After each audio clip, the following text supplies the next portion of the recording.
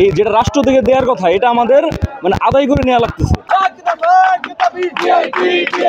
ডিআইটির আন্দোলনে স্বতন্ত্র একটি কাঠামোতে যেন আমাদের প্রশাসনিক ও একাডেমিক কার্যক্রম নিয়ন্ত্রিত হয়।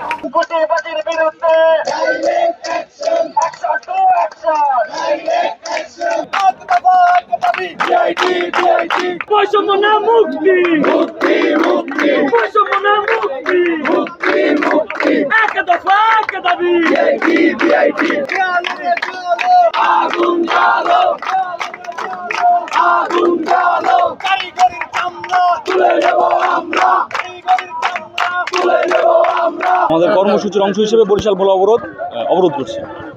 আসলে আমরা যে বাংলাদেশে বাস করি বা যে কোনো একটা রাষ্ট্রের কোয়ালিটি এডুকেশন নামে একটা বেসিক নিড থাকার কথা, এবং এই বেসিক নিডটা রাষ্ট্র থেকেই পূরণ করার কথা, কিন্তু আমরা এই কোয়ালিটি এডুকেশনটা পাচ্ছি না। এই যেটা রাষ্ট্র থেকে দেওয়ার কথা এটা আমাদের মানে আদায় করে নেওয়া লাগতেছে। এই কারণে আমরা আজকে রাস্তায়, যদি রাষ্ট্র থেকে দেওয়া হইতো তাহলে আমরা আজকে রাস্তায় থাকতাম। আমাদের পরবর্তী কর্মসূচি আমরা গতকাল 48 ঘন্টা আলটিমেটাম দিচ্ছি। এর মধ্যে যদি আমাদের দাবি মেনে নেওয়া না হয় তাহলে আমরা ঢাকা অভিমুখে রওনা হব, বরিশাল, ফরিদপুর, ময়মনসিংহ এবং সিলেট ইঞ্জিনিয়ারিং কলেজ থেকে, এবং আমরণ অনশন পর্যন্ত আমরা করতে প্রস্তুত।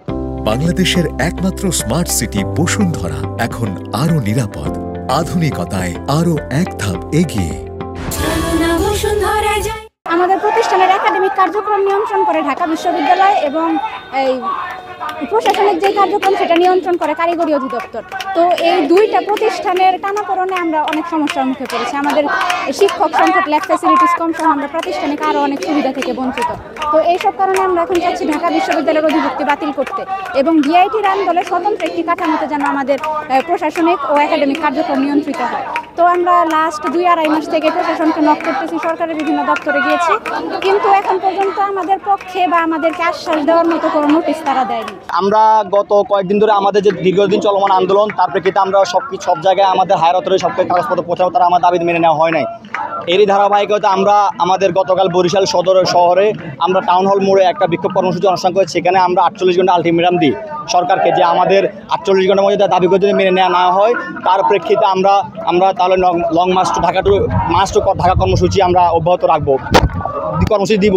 যার প্রেক্ষিতে আমরা আজকের এই কর্মসূচিগুলো অব্যাহত রাখার জন্য আমরা আজকে আবার ফের রাস্তায় নামতে বাধ্য হয়েছি। আমরা আমাদের রোড ব্লকের কর্মসূচি আমরা আবার আজকে শুরু করছি। আমরা আমাদের এই রোড ব্লকের কর্মসূচি কতক্ষণ থাকবে সেটা আমরা এখন বলতে পারতেছি না, তবে আমাদের সেটা সিচুয়েশন উপরে ডিপেন্ড করতেছে। তারা যদি আমরা কোনো আশ্বাস পাই সেখান থেকে, তাহলে আমরা এখান থেকে উঠে যাব।